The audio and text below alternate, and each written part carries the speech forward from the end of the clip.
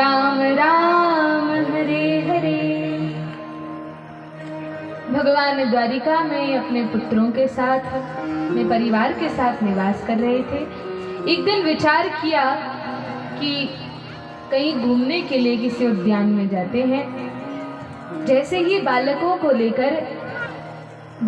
लेकर भगवान उद्यान में विहार करने के लिए जाते हैं, वहाँ पे भगवान के पुत्र पौत्र इत्यादि खेल रहे थे और खेल खेल में वे बालक देखते हैं कि एक बहुत बड़ा कुआं है और उस कुएं में एक अजगर पड़ा हुआ है।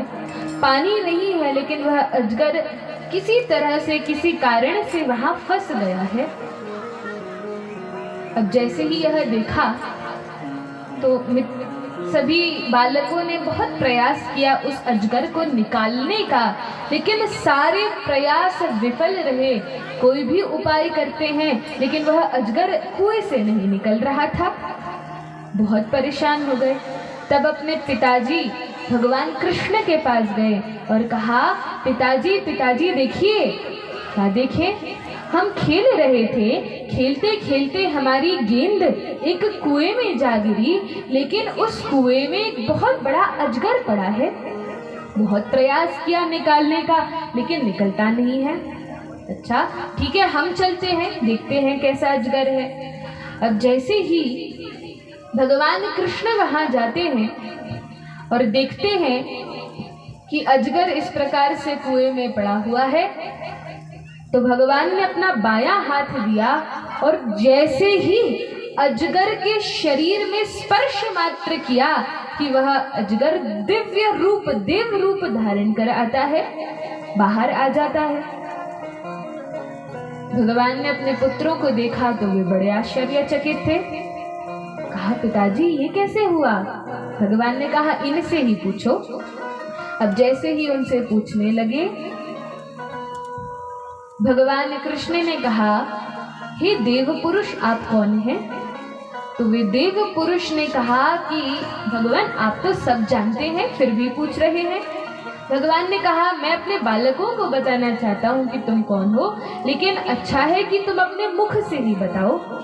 तब वे देव पुरुष अपनी कथा सुनाते हैं। जो अजगर थे, देवता का रूप धारण करके जो कुएं में से प्रकट हुए थे, वे कहते हैं कि भगवान, मैं पिछले जन्म में एक राजा था और मेरा नाम था महाराज नृग। क्या नाम था? महाराज नृग, यह नाम था। अच्छा फिर क्या हुआ? यदि आप राजा थे तो अजगर की योनि में क्यों पड़े हो? तब बताया कि महाराज, मैं गौओं का दान करता था। यदि दानियों का कभी नाम आता है तो मेरा नाम लिस्ट में सबसे ऊपर आएगा। बहुत बड़ा दानी था। अच्छा क्या दान करते थे? किसको दान करते थे? तब कहा कि महाराज, हे भगवान, मैं दान करता था। किसका? गौओं का दान करता था, गायों का दान करता था। अच्छा गायों का दान किया करते थे। कितनी गाय दान की थी तुमने? कहा महाराज, इतनी गायों का दान किया था कि जैसे जब वर्षा होती है तो कितनी बूंदें पृथ्वी पर गिरी, क्या कोई व्यक्ति अनुमान लगा सकता है? कहा नहीं लगा सकता, असंख्य बूंदें गिरती हैं। तो बस उसी प्रकार जितनी बूंदें इस पृथ्वी पर गिरती हैं, इस पृथ्वी पर जितने रजकण हैं, उतनी गायों का मैंने दान किया। अच्छा इतनी गायों का दान किया तो फिर अजगर की योनि क्यों प्राप्त की? तो कहा महाराज क्या बताऊं, बड़े ध्यान से सुनिएगा। एक बार मैं कई गौओं का दान कर रहा था, किन्हीं ब्राह्मण को मैंने बहुत सारी गायें दान की, लेकिन फिर क्या हुआ ये कि बहुत सारी गाय मैं दान करता था। एक ब्राह्मण को मैं गाय दान कर रहा था, लेकिन किसी दूसरे गरीब ब्राह्मण की एक गाय आकर मेरी दान करने वाली गायों में मिल गई और मैंने न जानते हुए धोखे से गाय का दान कर दिया, सभी गायों का दान कर दिया। मुझे नहीं पता था कि इन असंख्य गायों में एक गाय उन ब्राह्मण की है जो अयाचक वृत्ति से रहते हैं, जो किसी से कुछ मांगते नहीं है और किसी का दान भी स्वीकार नहीं करते। उनके पास एक गाय है और उस गाय का ही पालन पोषण करते हैं। शवला उस गाय का नाम है, उसी का दूध का पान करते हैं, उसी का दूध पीते हैं, किसी और की गाय लेते नहीं है और अपनी गाय किसी को देते नहीं है। लेकिन धोखे से उन ब्राह्मण की एकमात्र गाय मेरी गायों में आकर मिल गई और मैंने दान कर दिया संकल्प लेकर। अब दान तो कर दिया, मैं भूल गया दान करके, और वे ब्राह्मण जिनको गाय दान की थी वे अपनी गायों को, सहस्त्रों गायों को लेकर जाने लगे। इतने में जो निर्धन ब्राह्मण थे जिनके पास एक ही गाय थी, वे ब्राह्मण अपनी गौ माता को ढूंढते ढूंढते यहाँ वहाँ जा रहे थे। देखा कहीं भी शवला नहीं दिख रही थी, तब बहुत परेशान हो गए और नाम से पुकारा, अरे शवला कहाँ हो। तो नाम सुनकर वह गाय बाकी गायों के झुंड में से बाहर होकर अपने गौपालक अपने ब्राह्मण के पास आ गई। अब वह गाय तो अपने स्वामी के पास चली गई, लेकिन जो ब्राह्मण राजा के पास से गाय लेकर आ रहे थे उन्होंने कहा, अरे ये तो मेरी गाय है, तुम क्यों इसको ले जा रहे हो? दूसरे ब्राह्मण ने कहा, अरे महाराज ये मेरी गाय है, इसी का मैं पालन पोषण करता हूँ, इन्हीं की सेवा करता हूँ और इन्हीं के दूध का मैं पान करता हूँ। कहा, नहीं, मैं तो अभी राजा नृग के यहाँ से संकल्प लेकर इन गायों को लेकर आ रहा हूँ। महाराज ये मेरी गाय है, मैं आपको नहीं दे सकता। दोनों के बीच में झगड़ा होने लगा। एक कहते हैं मुझे गाय दान में मिली है, कहते हैं मेरी गाय है, चलो राजा के पास न्याय करने के लिए। अब जैसे ही राजा नृग के पास जाते हैं तो वे तो अपने राजकाज के कार्यों में बड़े व्यस्त थे और क्या निर्णय करते। उन्होंने तो धोखे से उस एक गाय को दे दिया। राजा ने कहा, महाराज कोई बात नहीं।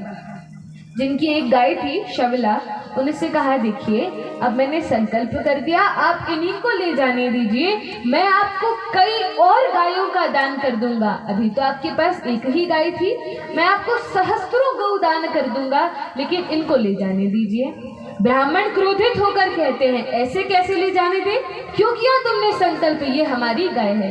कहा, महाराज भूल हो गई, जानबूझ के नहीं किया, धोखे से यह हो गया, अब क्षमा कर दे। कहा, नहीं, हमें अपनी गाय चाहिए। कहा, कोई बात नहीं। दूसरे ब्राह्मण से कहा, देखिए हम आपको इस गाय के बदले और बहुत सारी गाय दे देंगे, लेकिन यह एक गाय, ये शवला इनकी है, इनको ही दे दीजिए। उन ब्राह्मण ने भी कहा, हम क्यों दे, तुमने संकल्प पूर्वक दी है, अब तुम्हें कोई अधिकार नहीं है लेने का, हम नहीं देंगे। और दोनों ब्राह्मण दुखी होकर उस गाय को वही राजा के पास छोड़कर चले गए। कहा, नहीं चाहिए तुम्हारी गाय। और राजा नृग ने कहा, भगवान क्या बताऊं, वैसे तो जीवन में पुण्य ही पुण्य किए हैं, कई सहस्त्रों गायों का, स्वर्ण का, भूमि का दान ब्राह्मणों को किया है, लेकिन जीवन में केवल एक ही पाप बन गया था। यही पाप था धोखे से, वह भी जानबूझ के नहीं किया, धोखे से एक ब्राह्मण का गोधन दूसरे ब्राह्मण को दे दिया और इस कारण ब्राह्मण को दुखी करने के कारण, ब्राह्मण को असंतुष्ट करने के कारण मुझे अजगर की योनि में आना पड़ा। लेकिन भगवान आज मेरे पुण्यों का उदय हुआ है, जो आपके मुझे दर्शन हुए हैं, जिन गायों का मैंने दान किया था, जो पुण्य मुझे लगा था वो आज मिल गया, जो आपके दर्शन हो गए। अब स्वर्ग में जा रहा हूँ भोग करने के लिए। वे देव पुरुष तो स्वर्ग चले गए। भगवान ने अपने बच्चों को समझाया, देखो सांब, देखो अनिरुद्ध, देखो प्रद्युम्न, राजा नृग ने धोखे से ब्राह्मण को असंतुष्ट किया, उनका धन लेकर किसी और दूसरे ब्राह्मण को दे दिया, तो उन्हें अजगर की योनि में आना पड़ा और कई सहस्त्रों वर्षों तक उस अजगर की योनि में रहना पड़ा। इसलिए ब्राह्मण के धन को विष के समान समझना चाहिए, सर्प के समान समझना चाहिए। कभी भी ब्राह्मण के धन पर अपनी दृष्टि नहीं डालनी चाहिए, जितना बन सके देना चाहिए, लेकिन ये विचार नहीं करना चाहिए कि हम ले लें। तो इस प्रकार से भागवत में राजा नृग की यह कथा आती है और भगवान ने अपने पुत्रों को समझाया, विहार करके पुनः घर पर लेकर आए और तब